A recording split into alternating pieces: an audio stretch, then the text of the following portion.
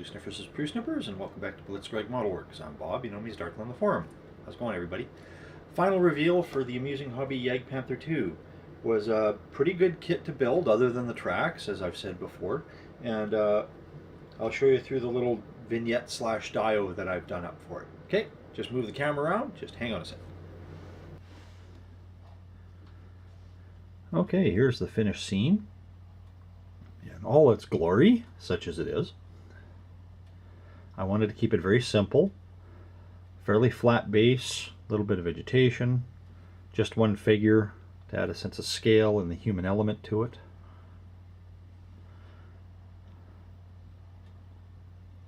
So for the base itself, I just used one of those dollar store bases that I did in an earlier video. It is layered with a mixture of drywall mud, white glue, and some artist's acrylic tube paint in a large tube I got from Michael's. And I just mixed it all in together, slathered it on in one very thin coat just to make sure that it sticks to the glossy sealed surface of the base, and then another coat kind of give it a little bit of undulations.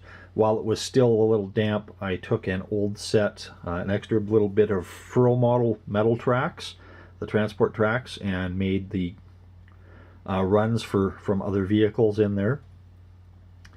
Then I coated it with Woodland Scenic static grass.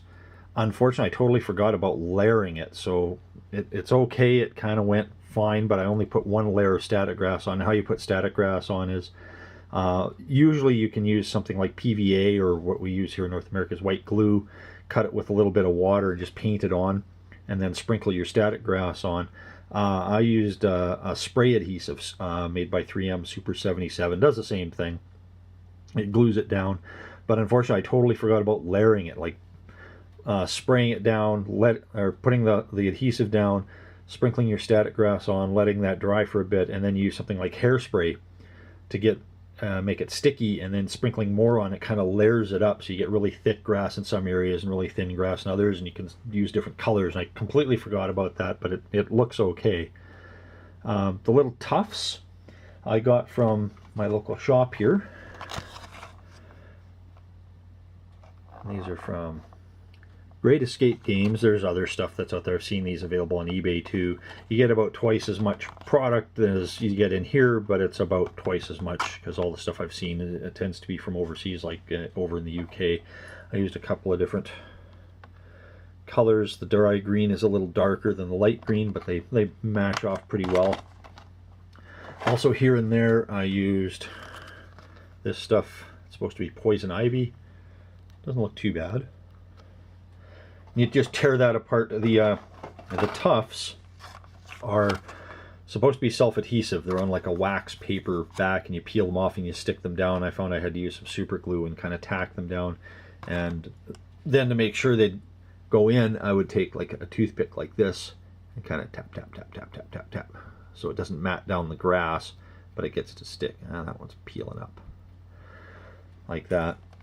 The poison ivy you have to glue down. The little bits of yellow are from these guys, Warlord Games, and it's supposed to be daffodil tufts. Oh, it doesn't look very daffodil-y to me, but it does give a touch of color. The tree trunks, and there's 3 of them, that one, and that one, are all Verlinden resin trunks. They come in kind of a beige resin color, and you just paint them up however you want. Some of them are just like cut ones like that. Some have fungus growing off of them. It's an old set. I can't remember the name of the or the number of the set, but Verlinden's out of production, so they're going to be a little difficult to find. The Roadside Grave is just some dirt that I sieved out of my garden last summer, and just secured in place with a couple of drops of white glue mixed with water. The cross was just some balsa that I painted. The helmet's out of, I think, just out of the scrap bin. It's probably an old Tamiya helmet. The trees are actually another Verlinden product. I'm going to move this so I don't whack it with the box. The box is rather big. It's Trees and Hedgerows. And this is actually a plant known as seafoam. Now, it doesn't come looking like this. There are no leaves or anything. It is rather a delicate looking tree. I'll open the box here and pull one out. They're packed rather tightly. You get quite a few. You get about a dozen or so. But that's how they look out of the package.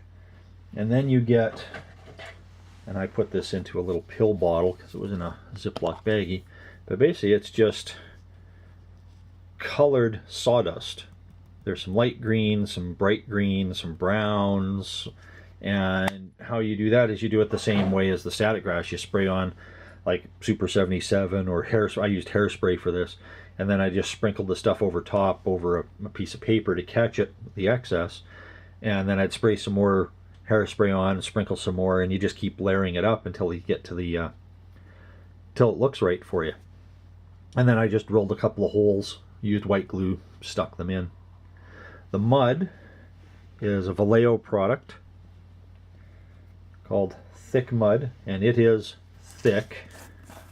It's about the consistency of peanut butter, and it actually has bits of static grass and something like rocks in it and some twigs, and it's goopy stuff. You scoop it out. I scooped it out with a paintbrush and slathered it on.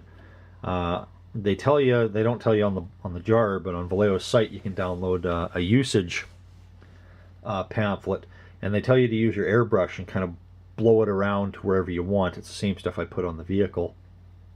So I just mashed it in. And then once I got all the groundwork done and I was ready to put the vehicle on, I just slathered a whole thick mess of it underneath the vehicle on either side and on the tracks, and then just pressed it in and glued it. And this vehicle is not coming off. This is now part of the base.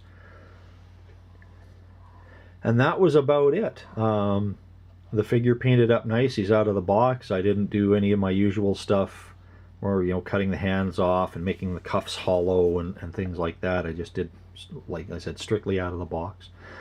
Good kit, highly recommended.